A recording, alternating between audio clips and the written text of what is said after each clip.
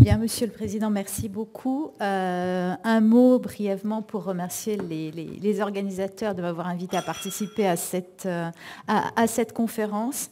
Je dois dire qu'il y a 10 ans, en fait, j'ai été invitée à une conférence sur les 10 ans de l'OMC qui a été organisée par Giorgio Sacerdoti à Stressa en Italie. Le temps passe. Et donc, 20 ans de l'OMC méritent effectivement au moins une petite pause pour voir où les choses sont allées entre de décennie en décennie. Donc je suis ravie d'être aujourd'hui au Québec, les organisateurs ayant au surplus convoqué un temps exceptionnel. Tous les gages de la réussite sont réunis. Donc j'ouvre le feu sur le règlement des différends de l'OMC, si j'ose le dire, avec un sujet que j'ai choisi d'aborder de façon très large. Et je ne sais pas si je vais rassurer Gabrielle ni les organisateurs, mais je vais faire à peu près comme elle, c'est-à-dire poser un certain nombre de questions et pas nécessairement y répondre. Mais en tout cas, il y a des aspects effectivement particulièrement intéressant, ou en tout cas qui donne une lentille intéressante pour regarder le mécanisme de règlement des différends de l'OMC. Alors, d'abord, quelques mots sur ce que j'entends par forum shopping. Je suis partie d'une définition extrêmement large du forum shopping comme d'une situation où plusieurs juridictions ou systèmes de règlement des différends peuvent être compétents pour connaître d'une plainte ou d'une requête, si bien que le plaignant, celui qui porte cette plainte, peut choisir la cour ou le système qui offrira le traitement le plus favorable à sa plainte. Alors, ce qui est intéressant dans cette définition et la raison pour laquelle je la donne, c'est qu'on a d'emblée l'idée qu'il y a une stratégie judiciaire. Le plaignant opère un choix et évidemment, cette stratégie judiciaire va provoquer des contre-stratégies. C'est le ministère qui appelle ? Donc, le premier qui forum shop, si j'ose dire, choisit le forum qui va lui donner le plus de chances de gagner ou peut-être de régler son différend. Mais après tout, si le choix existe, pourquoi se priverait-on de la possibilité de l'exercer au mieux de ses intérêts ? Donc la question suivante, c'est de savoir, est-ce que c'est un problème ? Est-ce que le forum shopping est un problème ? Ce que j'ai trouvé intéressant quand j'ai commencé à travailler sur le sujet, même s'il n'était pas entièrement nouveau, c'était la connotation des mots. Et c'est vrai que pour nous juristes, prononcer le mot forum shopping, c'est induire immédiatement quand même une certaine connotation négative. Donc je me suis demandé pourquoi cette connotation négative. Alors que on trouve des hypothèses qu'on peut qualifier de forum shopping et qui ne sont pas du tout problématiques et auxquelles on ne pense même pas. Par exemple, le mécanisme de règlement des différends de l'OMC, le mémorandum d'accord sur le règlement des différends, lui-même ouvre des possibilités de forum shopping ou en tout cas des possibilités de choix. À côté du mécanisme que nous connaissons tous, qui fait appel après des consultations au gros spécial et éventuellement à l'organe d'appel, il y a aussi tous les modes de règlement qui sont offerts par l'article 5 du mémorandum, les bons offices, la médiation, la conciliation. Il y a également l'arbitrage qui est prévu par l'article 25 du mémorandum. Donc, et on se rappelle, il y a aussi la voie offerte par la clause d'habilitation, spécifiquement pour les pays en développement. Et on se rappelle qu'il y a quelques années, le directeur général de l'OMC avait lui-même rédigé un texte incitant les membres de l'OMC à recourir davantage à ces modes de règlement des différends.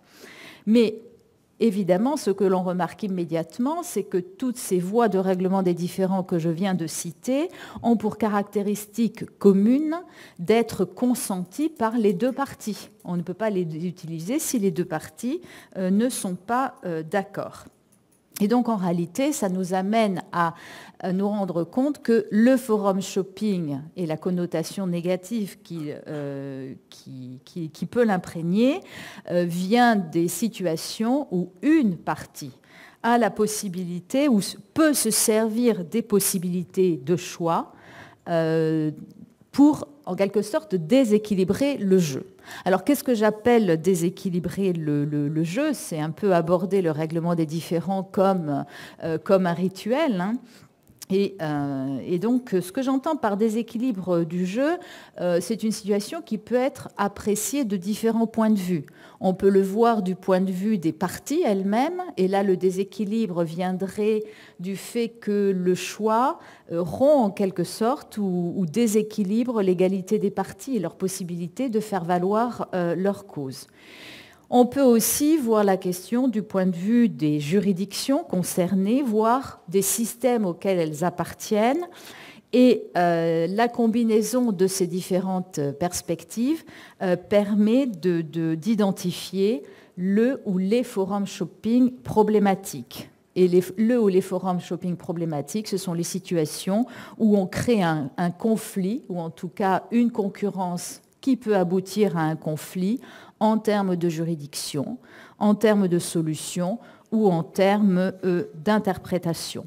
Que ce soit parce que deux juridictions sont saisies simultanément ou parce que deux juridictions sont saisies successivement de ce qu'on peut considérer comme le même cas. Alors ce problème n'a rien de nouveau, il est connu de longue date dans les ordres internes. Et dans les ordres internes, on a depuis de longue date conçu un certain nombre de principes qui permettent de résoudre la question. Des règles comme l'autorité de la chose jugée, la res judicata, j'y reviendrai peut-être, et surtout des règles pour essayer de prévenir les effets du forum shopping, comme la règle de la litispendance ou du forum non-convenience. Mais il n'en est pas de même dans l'ordre international. Pas de même dans l'ordre international. Le problème a été très largement mis en lumière lors du fameux débat sur la fragmentation du droit international et par le sous-produit de ce débat sur la fragmentation qui était le débat sur les risques liés à la multiplication des juridictions internationales. Et là encore, les mots ne sont pas innocents. Les termes qu'on a employés étaient ceux de prolifération des juridictions internationales. Donc, ce qui indiquait effectivement une subjectivité et une sensibilité envers les risques que cela pouvait porter.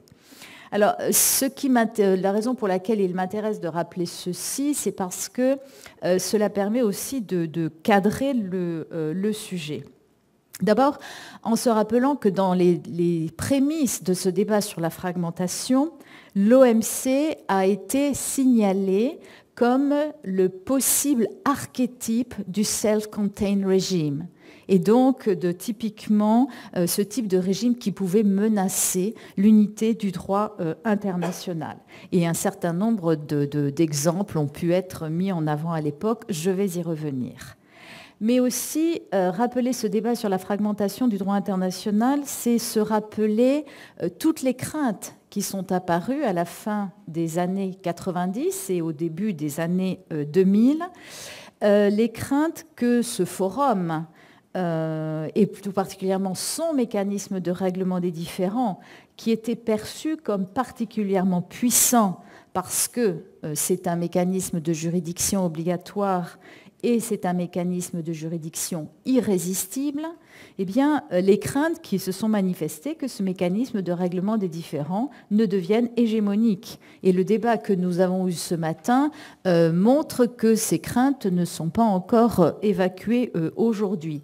Alors, ça s'est traduit à l'époque par des débats très intenses sur ce qu'on appelait les trade ends, ou la prise en considération des préoccupations non commerciales, qui en réalité ne sont pas si non commerciales que ça, sinon elles n'interféreraient pas avec le droit international du commerce. C'est bien parce que la culture a une dimension commerciale qu'il y a un problème avec le droit de l'OMC. C'est bien parce que l'environnement a une dimension commerciale qu'il y a un problème avec le droit de l'OMC. Donc, ce n'est pas des préoccupations purement non commerciales, ce sont des préoccupations qui ne sont pas exclusivement commerciales. Mais en tout cas, ce débat a révélé une crainte vis-à-vis de l'hégémonie du mécanisme de règlement des différends de l'OMC et cela a provoqué ce qu'on peut appeler des stratégies contre-hégémoniques pour essayer de créer des forats potentiellement concurrents. Et par exemple, quand on réfléchit, alors il y a eu tout le débat sur l'exception culturelle, la Véronique va y revenir, donc je vais essayer de ne pas, selon le vocabulaire à la mode, spoiler son... Non, c'est ce que disent les jeunes en France maintenant, donc sa communication.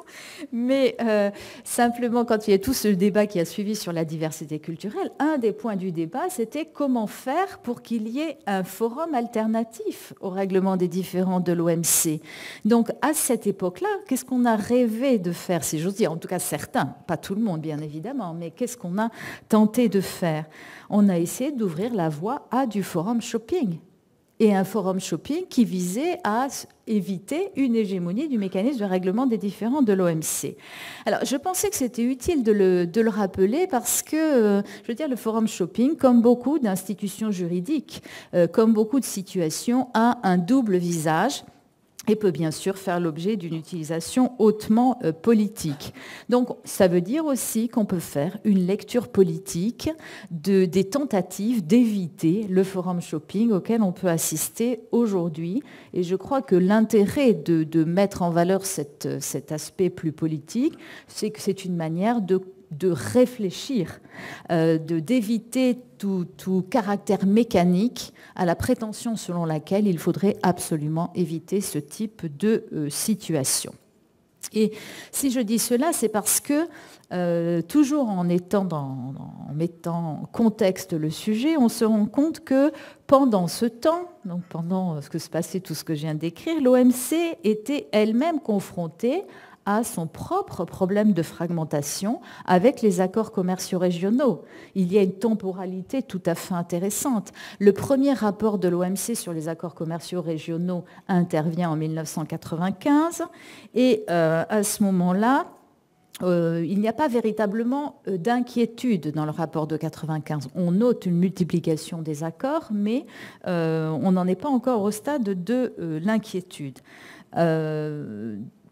On prend certainement conscience cependant que l'article 24 du GATT est un vieil article qui a été écrit en 1947 à une époque où on n'imaginait certainement pas les types d'accords commerciaux régionaux qu'on a aujourd'hui. Belle question d'interprétation évolutive, à mon avis. Mais tout ceci, sans compter bien sûr la situation totalement schizophrène créée par l'Union européenne, qui est à la fois membre de l'OMC et qui est à la fois qui pourrait aussi jouer sur le registre de l'exception et qui a elle-même du mal à décider parfois là où elle se situe. Alors, 10 ans plus tard, en 2004, le rapport sur l'avenir de l'OMC contient en revanche des chapitres extrêmement alarmistes sur cette multiplication des accords commerciaux régionaux. C'est devenu le bol de spaghettis. C'est la crainte de la fragmentation non plus du droit international, mais ce qu'on pourrait appeler le sous-système commercial de cet ordre juridique international. Les accords commerciaux régionaux sont une possible, pas en eux-mêmes, mais leur coexistence est une possible pathologie dans le système. Et c'est aussi le moment où on voit apparaître les premiers cas concrets de forum shopping entre le règlement des différends de l'OMC et des mécanismes de règlement des différends des accords commerciaux régionaux. Voilà le tableau auquel on fait face. Et ce qui est intéressant maintenant, et ce que je voudrais mettre en confrontation dans les minutes qui me restent, c'est ce forum shopping où l'OMC a été impliqué par rapport à l'extérieur du commerce, disons, pour le dire de façon raccourcie, et le forum shopping à l'intérieur du commerce. Ce qui m'a beaucoup frappé, c'est que dans le premier cas, il n'y a pas eu d'inquiétude majeure, je dirais, par rapport au cas qu'on peut nommer. Peut-être parce qu'on a eu la conviction que la contradiction qui pouvait résulter du forum shopping ne s'ouvrirait pas. Alors j'ai en tête là 2 affaires que je voudrais citer. L'affaire bien sûr de l'Espadon, qui était l'affaire qui a été abondamment mise en avant dans le débat sur la fragmentation. On se rappelle qu'à partir d'un différend avec le Chili, entre le Chili et l'Union européenne pour les pêcheurs espagnols. Le Chili avait interdit aux pêcheurs espagnols de débarquer la pêche dans les ports chiliens et qu'on a eu 2 forums qui ont été saisis. Le règlement des différends de l'OMC qui a été saisi d'un côté parce que le Chili ne respectait pas ses obligations de transit par les ports, notamment de débarquement, et puis de l'autre côté, le tribunal du droit de la mer, et donc, mécanisme inclus dans la Convention des Nations Unies sur le droit de la mer, qui s'appuyait sur la responsabilité du Chili de gérer les stocks de poissons et de protéger à ce titre l'environnement. Donc des perspectives éventuelles de contradiction, de solutions données sur un même cas, mais qui se présentait avec une figure très différente dans les 2 modes de règlement des différends. Le différend, la contradiction ne s'est pas ouverte puisque on a abouti à des solutions négociées, mais on a vu en quelque sorte passer le vent du boulet. Les choses sont restées assez calmes à partir de là, mais a eu lieu il y a 2 ans et l'an dernier un autre cas extrêmement intéressant, encore plus fou, je voudrais dire, qui est l'affaire du hareng, qui est cette situation entre les îles d'Åland, l'Union européenne, l'Islande et la Russie, où les îles d'Åland, non satisfaites des quotas de pêche de harengs et de maquereaux qu'elles obtenaient, ont été en différend avec l'Union européenne. Bref, le Danemark, membre de l'Union européenne, mais représentant les îles d'Åland dans les relations internationales, îles d'Åland qui ne sont pas dans l'Union européenne, le Danemark a attaqué l'Union européenne dans le règlement des différends de l'OMC. Et donc, on était là dans une situation qui était surréalisme, et moi j'aime bien le surréalisme, donc je trouvais que c'était intéressant. Et parallèlement, il y a eu un arbitrage qui a été mis en place à la Cour permanente d'arbitrage. Là encore, finalement, les procédures de règlement des différends ne se sont pas développées et on a cherché une solution par d'autres moyens. D'une certaine manière, bravo, très bien, c'est un moyen de jouer sur le forum shopping, c'est un moyen de pousser à la négociation en créant une sorte de situation d'impossibilité logique ou de possibilité de contradiction que tout le monde va chercher à éviter et on se rabat vers la négociation. Et là, je laisserai la parole à M. Côté, il prendra le relais sur ce point. Pas vraiment d'inquiétude majeure, plutôt de la curiosité sur ces cas. À l'inverse, quand on s'intéresse au forum shopping entre l'OMC et les accords commerciaux régionaux, tout d'un coup, il y a un degré de crispation qui est tout à fait surprenant, comme si ce forum shopping-là était dangereux. Alors, pourtant, si on regarde, est-ce qu'il y a tant de cas que ça ? La réponse est non. Il y a des cas de conflit entre des accords commerciaux régionaux et le droit de l'OMC, oui. Mais en revanche, des cas de forum shopping, on en a très peu, en tout cas dans la jurisprudence de l'OMC. Et je n'ai pas connaissance de beaucoup de cas inverses, c'est-à-dire de mécanismes de règlement des différends d'accords commerciaux régionaux saisis, alors même que l'OMC se serait déjà prononcé sur une question. Donc, très peu de cas, essentiellement 2 qu'on peut recenser, l'affaire Mexique boissons sans alcool et on pourrait aussi citer l'affaire Argentine avec les poulets. Donc, très peu de cas. Alors, ce qui est certain là, c'est qu'on bute sur le fait qu'il n'existe pas, dans le mécanisme de règlement des différends de l'OMC, de texte qui pourrait conduire le juge de l'OMC à renoncer à se prononcer au prétexte qu'un mécanisme de règlement des différends d'un accord commercial régional aurait déjà réglé la question.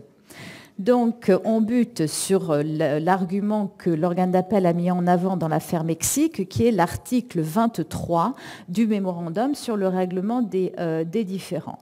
La question qui peut se poser, si on veut éviter que les 2 forums ne se prononcent successivement, serait de voir comment on peut amener l'organe d'appel à contourner ce rempart de l'article 23 ou peut-être à l'interpréter différemment. Il pourrait y avoir des voies, mais ces voies, pour le moment, elles n'ont pas encore été explorées. Il faudrait que les parties, notamment, se prévalent des clauses de règlement des différends qui sont présentes dans les accords commerciaux régionaux et amènent le juge de l'OMC à considérer ces clauses comme peut-être un motif d'irrecevabilité de la plainte dont il serait saisi. C'est une des pistes qui a été explorée. Simplement, ça demande quand même un certain volontarisme judiciaire. Je ne parlerai pas d'activisme parce que ce n'est pas un mot qui m'intéresse en tant que tel, mais il faudra un certain volontarisme judiciaire de l'organe d'appel pour aller en ce sens. Mais pour conclure, parce que j'arrive à ma dernière minute et donc je n'ai pas le temps de détailler, je le savais avant. Et donc, pour conclure sur ce point, ce qui m'a beaucoup frappé, puisque ce sujet a quand même été largement exploré, c'est de constater que tous ceux qui ont étudié la question sont quand même toujours arrivés à la conclusion que si les accords commerciaux régionaux contenaient des règles claires sur la question, ça faciliterait la tâche à tous, et que si le mémorandum d'accord était révisé, ça permettrait de régler la question. En d'autres termes, elle reste entièrement ouverte. Alors, je n'ai rien résolu, évidemment, donc j'ai laissé toutes les questions. Je pense qu'il y a quelques voies qui peuvent passer par l'interprétation de l'article 23, même si je n'en suis pas profondément convaincue, mais je pense que c'est possible, une combinaison de la considération de l'effet de l'article 24 du GATT et de l'article 23 du mémorandum. Mais en toute hypothèse, je ramène à ma question de départ qui est de savoir la situation est-elle si problématique qu'on a tendance de le dire régulièrement. Et si on regarde le nombre de cas qui sont concernés, je suis très raisonnablement agitée. Je vous remercie.